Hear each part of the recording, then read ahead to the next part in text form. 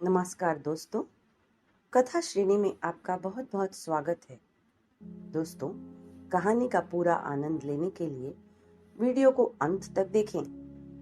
अगर कहानी पसंद आए तो कृपया चैनल को जरूर सब्सक्राइब करें। आपका ज्यादा समय ना लेते हुए मैं आज की कहानी शुरू करती हूँ। आज की कहानी का शीर्षक है सास और बहू। मोना और संजू इन दोनों ने भागकर शादी कर ली। मोना मात्र 20 साल की और संजू 25 साल का था। मोना अमीर घर से थी और संजू मध्यम वर्गीय था।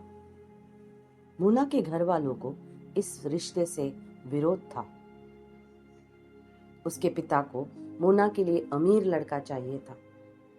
वैसे भी मोना के पापा के मुताबिक उसकी शादी करने की उम्र भी नहीं थी। थोड़ी सी समझ आने पर वह संजू को भूल जाएगी, ऐसा मोना के पिताजी को लगता था। संजू के माता पिता को इस शादी से कोई दिक्कत नहीं थी। मोना की पढ़ाई पूरी हो और संजू को भी अपने करियर पर अच्छे से ध्यान देना चाहिए, ऐसी उनकी इच्छा थी। बाद में वक्त आने पर वह मोना के माँ पापा से बात करेंगे, ऐसा उन्होंने संजू को बोला था। एक बार मोना और संजू को बाहर घूमते हुए मोना के भाई ने देख लिया। मोना को जबरदस्ती घर लेकर गया। उन्होंने मोना का घर के बाहर जाना बंद करवा दिया। अंत में संधि देखकर उन दोनों ने भागकर शादी कर ली। मोना के घर वालों ने उससे सारे रिश्ते तोड़ दिए। तुम कभी भी खुश नहीं रहोगी, ऐसी उसे बद्दुआ दी। संजू के घर वालों को उनका विरोध नहीं था, पर उन दोनों ने लिया हुआ निर्णय उसके माँ पापा को पसंद नहीं आया। हमें एक बार बताया तो होता, हम कोई न कोई मदद कर सकते थे। हम मोना के घर वालों से इस बारे में बात करते, ऐसे संजू को उन्होंने कहा। पर अब जो हुआ सो हुआ। उन्होंने मोना को बहू के रूप में स्वीकार किया। मोना और संजू को लेकर वह मोना के मायके भी गए, पर मोना के पापा अड़े हुए थे। उनको मोना का चेहरा देखना भी पसंद नहीं था। पापा के खिलाफ जाने में माँ की हिम्मत नहीं हो रही थी। मोना के लिए अब मायका पूरी तरह से छूट गया था। धीरे धीरे मोना का संजू के घर में मन लगने लगा। अब अपना जो कुछ भी है वह यहाँ पर ही है, यह उसे समझ आ गया। मोना बड़े लाड प्यार से बड़ी हुई है। उसे कोई भी काम की आदत नहीं थी। हमें ही उसे सब कुछ सिखाना पड़ेगा, इसकी संजू की माँ को यानी मोना की सास को पता था। सब कुछ अच्छा चल रहा था, पर नियति के मन में कुछ अलग ही चल रहा था। उनकी शादी को जैसे तैसे 1 साल हुआ था और एक एक्सीडेंट में संजू दुनिया छोड़कर चला गया। सभी पर दुख का पहाड़ टूट पड़ा। जवानी में अपने बेटे की मृत्यु होने के कारण संजू के पापा को जबरदस्त मानसिक धक्का लगा। मोना भी पूरी तरह से टूट गई थी। अभी तो उनकी गृहस्थी शुरू हुई थी। मोना के मायके वालों को भी यह बात मालूम पड़ी। तब भी मोना के मायके वाले कोई भी नहीं आए। संजू की माँ इन सब में धैर्य से बर्ताव कर रही थी। संजू के अंतिम संस्कार का कार्य निपटाकर उन्होंने मोना को उसके मायके छोड़ आने का निर्णय पक्का किया। मोना उसके मायके जाने के लिए तैयार नहीं थी। उन्होंने मोना को बहुत समझाने की कोशिश की। बेटी, तुम्हारे सामने पूरी जिंदगी पड़ी है, इसे बर्बाद मत करो। मैं बात करूंगी तुम्हारे माँ पापा से। जरूरत पड़ी तो मैं उनके पैर तक पकड़ लूंगी। उसे समझाकर वह उसे उसके मायके लेकर गए, पर वहां भी उन्हें निराशा ही मिली। उसके मायके वालों का गुस्सा मोना पर से कम नहीं हुआ था। संजू की माँ ने बहुत मनाने के बाद भी उन्होंने मोना को माफ नहीं किया। उसके पापा ने कहा, आपको वह बोझ लग रही होगी तो उसे कुएं में ढकेल दो। संजू के माँ पापा मोना को वापस घर ले आए। मोना के वापस घर आने से घर के बाकी लोग थोड़े नाराज थे। अब मोना को कोई भी खुले मन से स्वीकारने को तैयार नहीं था। कुलक्षणी, अपशकुनी, पोते को निगल गई मेरे, अब बेटे को भी निगल जाएगी ये, ऐसा बोलकर संजू की दादी मतलब मोना की दादी सास उसे ताने दे रही थी। उस वक्त संजू के पापा की तबीयत बहुत खराब हो गई थी। यह सब मोना को सहन नहीं हो रहा था।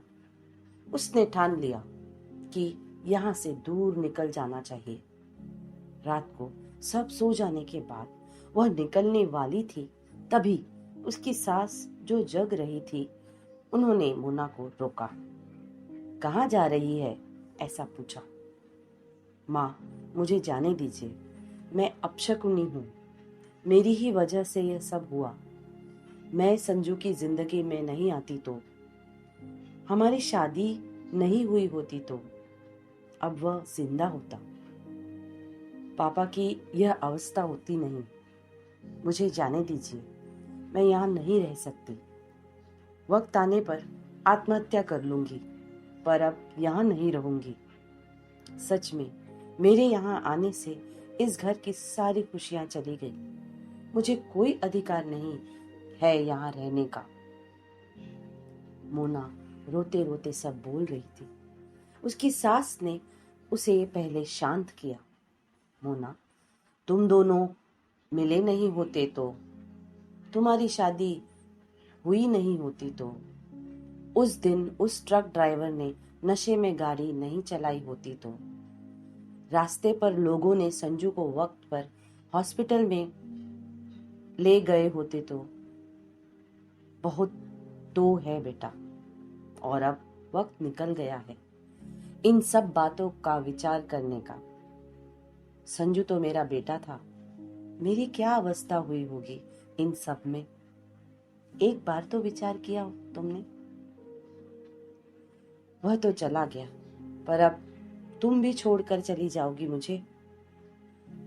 मोना, तुम मुझ पर बोझ थी, इसलिए मैं तुम्हें तुम्हारे मायके छोड़ने नहीं गई थी।